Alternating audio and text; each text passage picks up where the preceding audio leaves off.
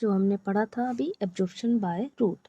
इसमें हमने इससे चैप्टर को स्टार्ट करने से पहले हम पहले से थोड़ा सा रिव्यू ले लेते थे। हमने फंक्शंस पढ़े थे इसके, ठीक है, और हमने पढ़े थे कि जो वाटर की मिनरल्स और वाटर के प्लांट्स को ज़रूरत क्या पड़ती है, ये भी हमने पढ़ लिया।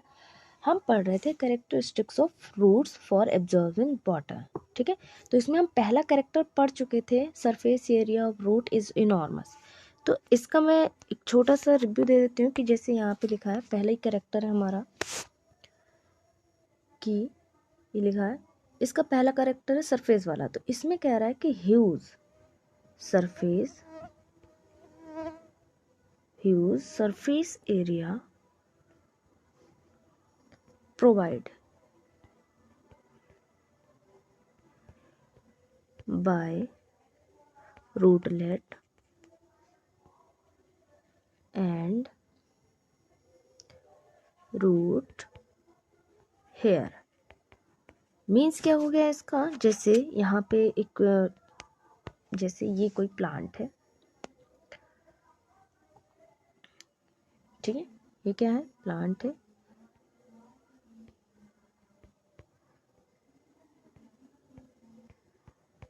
ठीक है। यहाँ पर क्या है, इसकी रूट्स है, ये इसकी पहली वाली रूट्स है जिसको प्राइमरी रूट्स बोलते हैं। ये निकली हुई है इसके रूट्स हेयर, ठीक है, ये क्या निकले हैं इसके रूट्स हेयर। तो यहाँ पे क्या कह रहा है कि जितना ज़्यादा ये रूट हेयर्स एरिया घेरेंगे, जितना ह्यूज एरिया इसको कवर करेंगे, उतना ज़्यादा वाटर एंड मिनरल्स का क्या होगा, एब्जॉर्प्शन होगा, ठीक है। पहला कैरेक्टर ये हो गया। दूसरा कैरेक्टर कह रहा है, हम यही पढ़ लेते हैं। दूसरा कैरेक्टर, रूट हेयर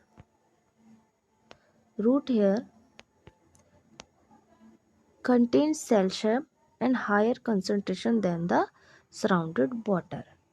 अब इस लाइन का क्या मीन्स है, जैसे फॉर एग्जांपल हमने यहाँ पे एक डायग्राम है, यहाँ पर ये लिखा है, ये क्या है, डायग्राम है एक छोटा सा, इसी से समझा देते हैं।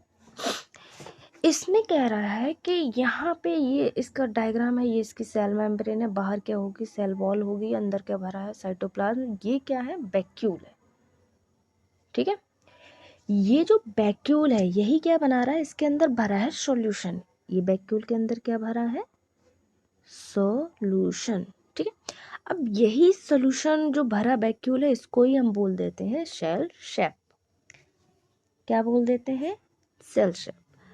अब यहाँ पे बताना क्या चाह रहा है, वो ये बताना चाह रहा है कि जैसे एग्जाम्पल के तौर पे उन्होंने कहा कि बाहर वाटर है बहुत ज़्यादा, वाटर क्या है बाहर, मोर है, लेकिन ये जो वैक्यूल है इसमें वाटर कैसा है, लेस क्वांटिटी में है, ठीक है। और बाहर जो सॉल्यूट है वो क्या है, कम है, ठीक है, और अंदर सॉल्यूट क्या है, बहुत ज़्यादा है। तो यहाँ क्या कहना चाह रहा है कि वो ये कह रहा है कि हमने अभी पढ़ा था कि जो रूट हेयर होते हैं, जो उसमें सोल्यूशन होता है, वो हायर टू लोअर चलता है, ठीक है, कैसा चलता है, हायर टू लोअर चलता है। तो यहाँ वाटर क्या हुआ, ज़्यादा हो गया, और यहाँ कम है, तो पानी कहाँ जाएगा, अंदर जाएगा, ठीक है, कहाँ जाएगा, अंदर। और इसी टाइप से यही बताना चाह रहे हैं कि जो रूट हेयर्स होते हैं वो वाटर को ज़्यादा से ज़्यादा अब्जॉर्ब करेंगे, सराउंड मतलब जो सराउंड उसके बहुत ज़्यादा वाटर है उसके अकॉर्डिंग, ठीक है। फिर इसके बाद आपका थर्ड कैरेक्टर है, roots hair have thin walled. तो रूट हेयर कह रहा है कि जो थिन बॉल होती हैं और उसकी जो सेल बॉल होती है वो थिक बॉल होती है। तो यहाँ पे पहले हम सेल वॉल की बात करते हैं। यहाँ पे कह रहा है कि जो सेल वॉल होती है थिन होती है एंड परमिएबल होती है। अब थिन एंड परमिएबल का मतलब क्या होता है कि सेल वॉल जो है, ये सेल वॉल है, ये सेल वॉल है, ये नीली वाली। तो यहाँ पे क्या है, कोई भी चीज़ जाएगी तो वो सीधे उसको एंट्री मिल जाएगी, ठीक है। It allow the movement of water molecule and dissolve substance freely in and out of the cell. तो यहाँ पे क्या कर रहा है कि जो सेल वॉल होती है वो बहुत ज़्यादा थिन होती है और परमेबल होती है, तो इसमें क्या हो जाता है कि जो मूवमेंट होता है वाटर मॉलिक्यूल का वो आसानी से आ सकते हैं और जा सकते हैं, उन्हें कोई भी रोक टोक नहीं है। बट इसमें क्या प्रॉब्लम है कि यहाँ पे जो सेल मेम्ब्रेन होती है वो थिन तो बहुत ज़्यादा होती है, बट वो क्या होती है, सेमी परमेएबल होती है। क्या होती है? Semi permeable. अब इसका मीन्स क्या हुआ कि ये अलाउ तो करेगी वाटर मॉलिक्यूल को, ठीक है, बट नॉट लार्जर मॉलिक्यूल, यानी वाटर मॉलिक्यूल तो इसके अंदर जा सकते हैं, बट उसमें जो लार्ज पार्टिकल्स होते हैं वो, जैसे कि सॉल्ट है, वो उसके अंदर डिसॉल्व नहीं हो सकता। And secret of absorption of water, तो यहाँ कह रहा है कि ये सिर्फ सीक्रेशन किसका करेगी, जो इसने वाटर को एब्जॉर्ब किया है उसका, सॉइल से, by roots lie mainly the characteristic. तो यही 3 इसके कैरेक्टरिस्टिक्स हैं, ठीक है। अब इसके बाद हम स्टार्ट करेंगे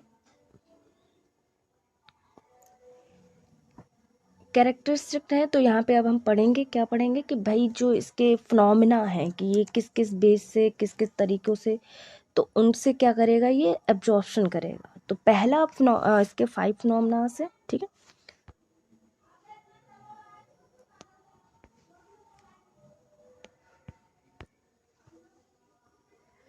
पहला फिनोमिना है इसका, क्या है पहला फिनोमिना? इम्बाइबेशन। क्या है? इम्बाइबेशन, ठीक है। तो इस फिनोमिने में बताया गया है कि जो imbibition is phenomenon by which the living or dead plant cells absorb water by the surface attraction। इसका मतलब कह रहा है कि इम्बाइबेशन एक ऐसा फिनोमिना है जिसके द्वारा चाहे लिविंग सेल हो या डेड प्लांट सेल हो, वो वाटर को एब्जॉर्ब कर सकती है सरफेस अट्रैक्शन के द्वारा, ठीक है। जैसे उन्होंने कहा है कि जो सब्सटेंस है which are made up cellulose, कोई भी सब्सटेंस है जो कि सेलुलोज का बना है या प्रोटीन का बना है, आर हाइड्रोफिलिक। तो वो कैसा होता है? हाइड्रोफिलिक। अब ये हाइड्रोफिलिक का मतलब होता है ये स्ट्रॉन्ग एफिनिटी रखता है, एफिनिटी रखता है फॉर वाटर। किसके लिए? वाटर के लिए, ठीक है। मीन्स क्या हुआ कि जैसे इसको कोई भी मॉइस्चर मिलेगा या वाटर मिलेगा तो ये क्या करेंगी, सेल स्वेल हो जाएंगी, ठीक है। लिखा भी है दे इम्बाइब वाटर या मॉइस्चर एंड स्वेल अप। तो यहाँ पे कह रहा है कि जैसे वाटर या मॉइस्चर मिलेगा ये हो जाएंगी स्वेल अप, फूल जाएंगी। एग्जाम्पल जैसे ड्राई सीट है, वुडन डोर्स हैं, swell up contact with water अनोक्स एक्सपोजर टू मॉइस्चर। समझ में आया? तो यहाँ पे कह रहा है कि जैसे ड्राई सीड होते हैं, आप जैसे ग्राम है या कोई भी सीड है जो सबसे पहले जर्मिनेट करने के लिए उसको सूखा होता है, उसको जर्मिनेट होने के लिए मॉइस्चर की ज़रूरत पड़ती है। या वुडन डोर होंगे, घर में ही देखा होगा कि जो लकड़ियाँ होती हैं वो स्वेल हो जाती हैं, फूल जाती हैं पानी में। तो ये क्यों हो रहा है? क्योंकि वो या तो वाटर के कांटेक्ट में आ रहे हैं या फिर मॉइस्ट एयर में एक्सपोज हो रहे हैं, ठीक है। Due to imbibitional pressure seed coat rupture. तो यहाँ पे कह रहा है कि इम्बाइवेशनल जो प्रेशर पड़ता है तो जो सीड कोट होता है सबसे पहले वो रैप्चर हो जाएगा। इन केस, और कौन से केस में होगा? जब सीड जर्मिनेट कर रहा होगा, ठीक है। It also important force of ascent of sap, और इसका सबसे इम्पॉर्टेंट फोर्स जो होता है वो असेंट ऑफ सेल्स पे, जो पीछे मैंने आपको पढ़ाया था उसमें भी दिखता है, ठीक है। तो एग्जाम्पल के लिए क्या पढ़ेंगे हम इसके? Dry seed, wooden door swell up हो जाते हैं, ठीक है। अब इसके बाद हम नेक्स्ट फिनोमेना स्टार्ट करेंगे, डिफ्यूजन।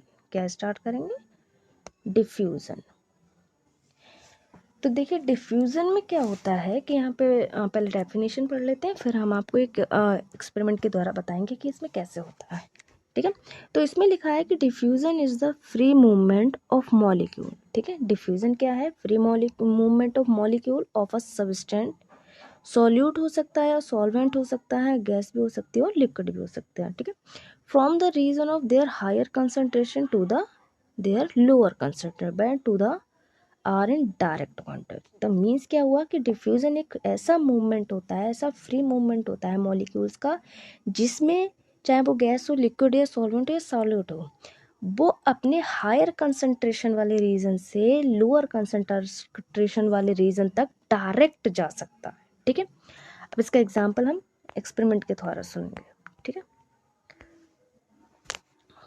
अब जैसे सपोज करिए ये एक बीकर है, ठीक है, ये क्या है, एक बीकर है। अब बीकर में क्या भरा पड़ा है, ये पानी भरा पड़ा है।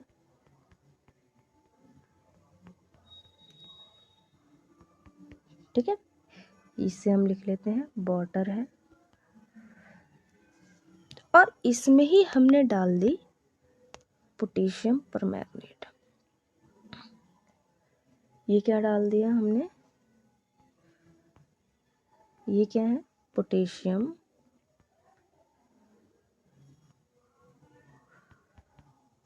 पर मैग्नेट। ठीक है, जो कि पर्पल कलर का आपको दिखाई देगा। ठीक है, अब ये क्या करेगा कि यहाँ पे देखिए मूवमेंट होना स्टार्ट हो गया। ठीक है, पहले क्या करेगा, थोड़ा सा एरिया करेगा अपने आप, ये हायर रीजन है, ये वाला पोटेशियम जो परमैग्नेट हमने यूज किया है ये हायर कंसंट्रेशन का है, हाई कंसंट्रेशन। ठीक है, और यहाँ पे क्या है, कंसंट्रेशन कैसी है, लो कंसंट्रेशन है। ठीक है, तो यहाँ पे दिखाई दे रहा होगा कि ये जो है, ये एरो बता रहे हैं कि ये जो पोटेशियम परमैंगनेट है क्या धीरे धीरे खुलना स्टार्ट हो गए। ठीक है, अब दूसरा बीकर में हम बताएंगे कि भाई देखिए यहाँ पे ये पोटेशियम परमैंगनेट क्या हुई, वाटर में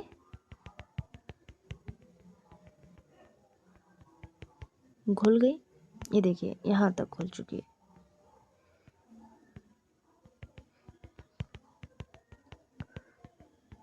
ये क्या है, पोटेशियम परमैंगनेट इसमें घुल गई। ठीक है, तो ये डायरेक्ट कांटेक्ट से हो रही है, और एक टाइम ऐसा आएगा, ठीक है, एक टाइम ऐसा आएगा कि ये पूरी पोटेशियम परमैंगनेट क्या हो जाएगी, पूरे वाटर में डिसॉल्व हो जाएगी।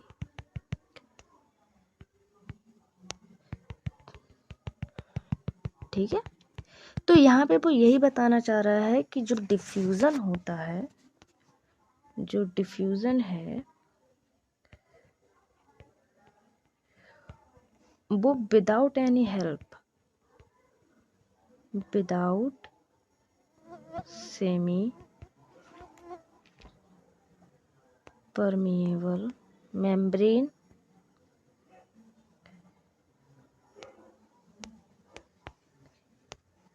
के डायरेक्ट डिफ्यूजन होता है, उसका डायरेक्ट डिफ्यूजन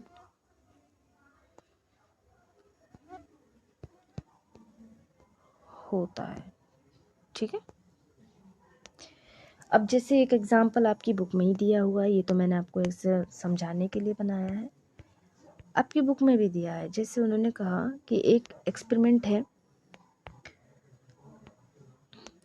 उन्होंने कहा एक एक्सपेरिमेंट है, जैसे प्लेस अ शुगर क्यूब या small tablet tablet solution of dye या क्रिस्टल पोटेशियम परमैंगनेट, मतलब दोनों में से, तीनों में से कोई सी चीज़ हम एक बीक ले सकते हैं। तो हमने क्या किया है, एक बीकर में वाटर रखा और उसमें ये तीनों चीज़ में से कोई सी एक चीज़ मिला दी इन वन कॉर्नर, एक कॉर्नर पे ही रखेंगे। ठीक है, जैसे शुगर जो है या डाई है या पोटेशियम परमैंगनेट वो स्लोली डिजॉल्व होते हैं and spread in the liquid, पूरे लिक्विड में वो क्या हो जाते हैं, फैल जाते हैं। ठीक है, समझ आया, तो इसमें क्या हो गया, ये डिफ्यूजन हो गया। इसके बाद उन्होंने एक्सपेरिमेंट यहाँ पे बताया है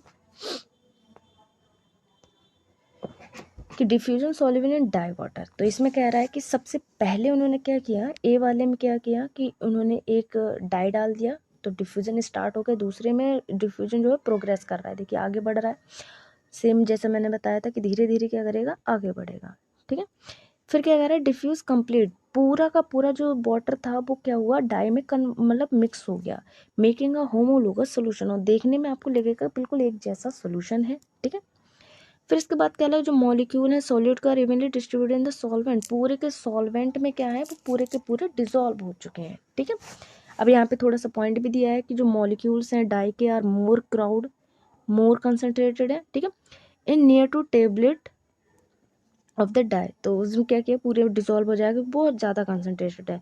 फिर कह रहा है कि these molecule move away further या further in the region where the fewer and absent less concentration. तो यहाँ पे कह रहा है कि जब यहाँ पे जो मॉलिक्यूल है हायर कंसंट्रेशन के, जब उसमें डिसॉल्व हो जाएंगे तो जो फ्यूअर वाला है ये वो पूरी तरीके से एब्सेंट भी हो सकता है। ठीक है, ये जो मूवमेंट है continuously until the molecular uniformly distributed, जब ये मूवमेंट कह रहा है कि वो कि कॉन्टिन्यूसली चलता रहेगा जब तक कि पूरे के पूरे मॉलिक्यूल्स उसमें डिफ्यूज नहीं हो जाते। स्ट्रिंग और स्पून या glass rod stone process the uniform diffusion. तो यहाँ पे कह रहा है कि इस सारा का सारा कैसा है, uniform diffusion, you get homologous solution much faster.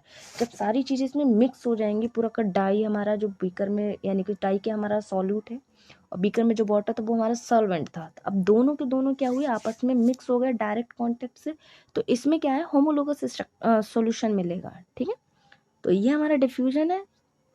तो इसके बाद हम स्टार्ट करेंगे अपना नया टॉपिक ऑस्मोसिस। तब के लिए धन्यवाद, थैंक यू। अगर आपको वीडियो पसंद आई हो तो आप मेरे चैनल को लाइक और सब्सक्राइब जरूर करें। Thank you.